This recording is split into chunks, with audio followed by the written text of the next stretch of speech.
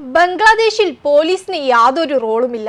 മതഭീകരവാദികളാണ് എല്ലാം ഹാൻഡിൽ ചെയ്യുന്നത്. സത്യം പുറം ലോകം അറിയാതിരിക്കാൻ വാർത്തകൾ സെൻസർ ചെയ്താണ് പുറത്തുവിടുന്നത്. മാധ്യമപ്രവർത്തകൻ മാത്യു സാമുവലിന്റെ വാക്കുകളാണിത്. ബംഗ്ലാദേശിൽ നടക്കുന്ന കൊടും ക്രൂരതയാണ് അദ്ദേഹം ലോകത്തോട് വിളിച്ചു പറയുന്നത്. അദ്ദേഹത്തിന്റെ വാക്കുകൾ ഇങ്ങനെയാണ്: കഴിഞ്ഞ ദിവസം ഞാൻ അമേരിക്കയിൽ നിന്നും വന്ന വിമാനത്തിൽ ബംഗ്ലാദേശിൽ നിന്നുള്ള സന്ദീപ് എന്ന ചെറുപ്പക്കാരനുണ്ടായിരുന്നു. ധാക്ക സ്വദേശിയായ അദ്ദേഹം 4 വർഷമായി കാലിഫോർണിയയിലാണ് ജോലി ചെയ്യുന്നത്.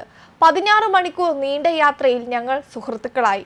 ഹോങ്കോങ്ങിൽ നിന്നും ധാക്ക ഫ്ലൈറ്റിലാണ് സന്ദീപിന്റെ യാത്ര. എമർജൻസി യാത്രയ്ക്ക് പിന്നിലെ കാരണം ശരിക്കും നടുക്കുന്നതായിരുന്നു. ധാക്കയിൽ നിന്ന് 60 കിലോമീറ്റർ ദൂരെയുള്ള ഗ്രാമത്തിലാണ് സന്ദീപിന്റെ കുടുംബം താമസിക്കുന്നത്. കുടുംബത്തിന് പരമ്പരാഗതമായി അവിടെ സ്ഥലമുണ്ട്. 7 വർഷം മുമ്പ് 2 ഏക്കറോളം സ്ഥലം സന്ദീപിന് എഴുതി കൊടുത്തു. ഇതിൽ അദ്ദേഹത്തിന്റെ അമ്മയും ഭാര്യയും മകനുമാണ് താമസിക്കുന്നത്. 4-5 ദിവസമായി അമ്മയെയും ഭാര്യയെയും മജോറിറ്റി ഗ്രൂപ്പ് തടവിൽ വെച്ചിരിക്കുകയാണ്. ആ സ്ഥലം അവരുടെ പേരിൽ എഴുതി കൊടുക്കണമെന്നാണ് ഡിമാൻഡ്. അതിനാണ് ഈ പെടുന്നതിനുള്ള യാത്ര. ഭാര്യയുടെയും അമ്മയെയും മോചിപ്പിച്ച് എവിടെയെങ്കിലും പോയി ജീവിക്കണം. പക്ഷെ എങ്ങോട്ട് പോകണമെന്ന് ഒരു പിടിയുമില്ലെന്നും ചെറുപ്പക്കാരൻ പറഞ്ഞു. സന്ദീപിന്റെ വാക്കുകളിൽ നിന്ന് മാത്രം മനസ്സിലാകും എത്രമാത്രം ഭീകരതയാണ് അവിടെ നടക്കുന്നതെന്ന്. നാട്ടിൽ എത്തിയതിനു ശേഷം ഫോണിലൂടെയും വാട്സപ്പിലൂടെയും സന്ദീപിനെ ബന്ധപ്പെടാൻ ശ്രമിച്ചു. പക്ഷെ നടന്നില്ല. ഭാര്യയുടെയും അമ്മയുടെയും ഫോൺ ഭീകരവാദികൾ പിടിച്ചുവെച്ചുവെന്ന് സന്ദീപ് പറഞ്ഞിരുന്നു. അവന്റെ ഫോണും അവർ പിടിച്ചുവെച്ചു കാണും. ഇത് സന്ദീപിന്റെ മാത്രം അവസ്ഥയല്ല, അവിടുത്തെ ഹിന്ദു കമ്മ്യൂണിറ്റി മുഴുവൻ ഇതേ അവസ്ഥയിലൂടെയാണ് കടന്നു പോകുന്നതെന്നും അദ്ദേഹം പറഞ്ഞു. അതേസമയം ബംഗ്ലാദേശിലെ സ്ഥിതിഗതികൾ ഏതു നിമിഷവും കൈവിട്ടു പോകുമെന്ന നിലയിലാണ്. വർഗീയ ഉള്ളടക്കമുള്ള പ്രതിഷേധങ്ങൾക്കും പ്രക്ഷോഭങ്ങൾക്കും ഇടയിൽ സമ്പൂർണ്ണ അരാജകത്വത്തിലേക്ക് നീങ്ങിപ്പോകുന്ന സ്ഥിതി. അഭ്യൂഹങ്ങളും വ്യാഖ്യാനങ്ങളും ഗൂഢലക്ഷ്യങ്ങൾ ഉൾക്കൊള്ളുന്ന വ്യാഖ്യാനങ്ങളുമാണ് ചിറ്റഗോങ്ങിൽ നിന്നും ധാക്കയിൽ നിന്നും കേൾക്കുന്നത്.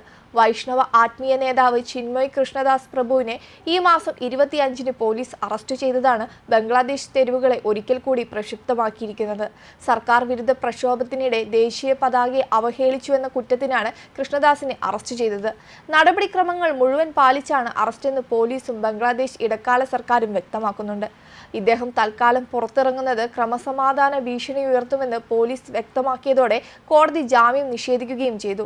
ദാസിന്റെ അറസ്റ്റോടെ തന്നെ ആരംഭിച്ച അക്രമാസക്ത പ്രക്ഷോഭം ജാമ്യം നിഷേധിക്കപ്പെട്ടതോടെ ആളിക്കത്തി.